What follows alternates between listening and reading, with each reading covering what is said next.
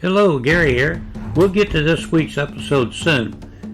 But first, if you're new to this channel, I just want to let you know that I have hundreds and hundreds of stories of lost treasure and stories of lost treasure found in my private files from over 45 years of research. I have files from every state. Many of the videos that I produce and post are going to be lost treasure stories that have never before been posted anywhere on the internet, which of course means that you've never seen them or heard them before. So if you like new stories of lost treasure, this is definitely the channel for you. So go ahead and subscribe to this channel now and save this website to your computer favorites, because we post new videos every week and you're not going to want to miss them. So check back again every week. It just could be a story from the area that you live in.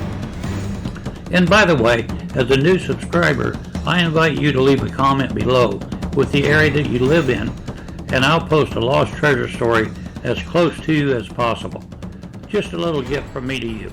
And now on to the stories.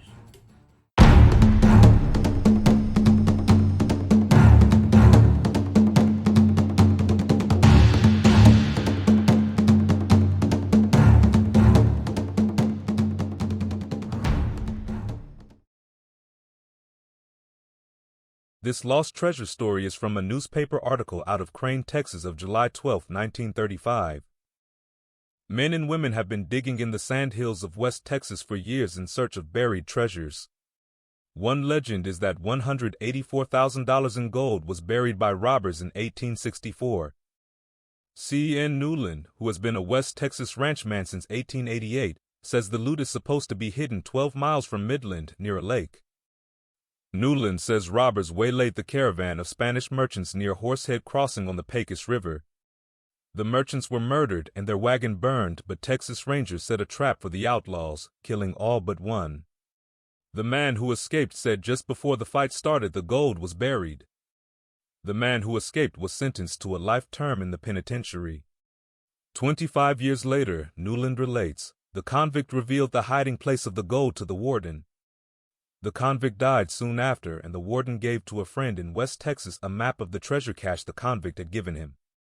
The map later came into possession of W. M. Bryant of Midland, who hired Newland in 1914 to stay on his ranch and do nothing but search for the treasure. Newland says he found a half circle of an old oxen bow and some yoke rings near the place specified on the map. The wagon tires from the caravan had remained intact and had been removed to a ranch nearby, Newland says. A certain spring was designated by the convict, and the gold was recorded as being buried 350 yards from the wagon tires and in the southeasterly direction from the spring. The spring remains, Newland says. It has not been found, but Newland believes he will recover it. He plans to use a mineral detector in the attempt. That's the end of the article, but here's a side note. This gold was never reported located, and in a search of the area by the Lost Treasure Stories team, we got a very good signal at Horsehead Crossing on the Pecos River. We believe either the gold was actually buried on the river, or the signal that we got was a completely different cache. We weren't able to make a recovery attempt at that time. We may try to make a recovery at this site, but that area is prone to flooding, and we have our eyes on other sites right now. Don't go away yet. Our next lost treasure story in this video is coming up now. And at the end of the video, we're going to wrap things up with a very special Lost Treasure Found story. You're not going to want to miss that. This February 5, 1914 newspaper article out of Olympia, Washington tells about the lost treasure of John McSorley. John McSorley, an aged bachelor who lived alone in a little cabin, died recently. Although he left about $400 in cash in the bank and some scattered property, he had always been considered a miser and was thought to have had much gold buried about his place. Milton Giles, police judge of Olympia, was appointed administrator, and so strong were the reports of McSorley's hidden wealth that the administrator finally hired 2 men at $3 a day to dig around the old shack. They took up the floors and spaded up the yard, and finally, in searching the interior of the old shack, they discovered a treasure. Tucked carefully away near the head of the bed, they came upon a package neatly folded. With bated breath they turned it over and finally decided to open it. Inside they found 3 copper cents. the administrator has abandoned the treasure search. McSorley ran away from home in Ireland when a boy, joined a Nicaragua filibuster, and was forced into the Confederate Army, but escaped to the northern lines by swimming across the river in a shower of bullets. And here's a side note to this lost treasure story. It sounds like the search for this gold may have been given up too quickly. It might pay off big time for anybody that goes to search this property. On December 31, 1909, this newspaper article about the lost treasure of Searns Rain came out in Suisun, California. The entire Ryan family of Maine, a little town near here, is busy digging up their front garden in the hope of unearthing more of the fortune buried by Searns Rain, a wealthy farmer before he died 6 weeks ago. Already $12,000 has been found carefully concealed at the roots of trees and shrubbery. When Rain died, inquiry at the banks resulted in the unexpected discovery that the presumably wealthy farmer had not a cent on deposit. One day, a week later, one of the sons, digging in the garden, struck a tin containing more than $5,000 in gold pieces. A few days after that, another member of the family found a small sum at the foot of an old tree. Late Tuesday, a covered saucepan was unearthed, partly filled with silver coins. Rain was supposed to have been worth $50,000. That's the end of this lost treasure article, but it's highly possible that more money is waiting to be recovered at this site. It's also important to note that the name of the family doing the searching was spelled R-Y-A-N, so it's not clear if this was a typo and the family's name was actually spelled R-A-Y-N, just like the person who buried this money, or the name Rain that was spelled R-A-Y-N was misspelled and maybe it should have been spelled R-Y-A-N. Or it could have all been the same family and they used different spellings for their name. Believe it or not, that happened back in the day. If someone was going to make a recovery attempt on this property, the county clerk of court or the county historical society may be able to clear this up. Lost Treasure Stories couldn't find a town named Maine in California, but there is a Maine Prairie. It is an unincorporated community located in Solano County, California, east of Elmira, California, on the Maine Prairie Slough, at latitude 38.308 and longitude -121.759. There is also no town named Suisun. There is a city named Suisun City, California, near Maine Prairie. These towns may have had their names changed or spelled differently in 1909, which is a common occurrence.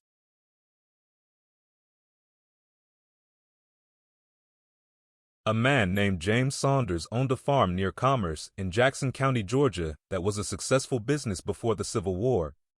He owned some 50 slaves and was known to keep a gallon whiskey jug filled with gold coins in a secret hiding place in the fireplace of his home. When news of Sherman's march to the sea reached the farm, Saunders buried his gallon of coins somewhere about 100 feet from his home. He then joined a company of volunteers that was organized to fight Sherman. During the fight, he was killed and his jug of gold coins was never seen again.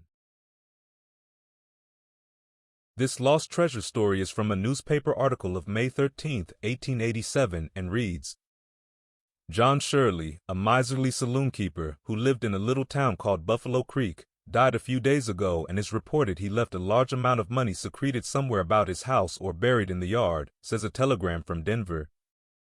Search was instituted for the money, and after several days a will was found, leaving everything to a Dr. Morey, who lived a mile from Shirley's cabin, but failed to state where this property could be found.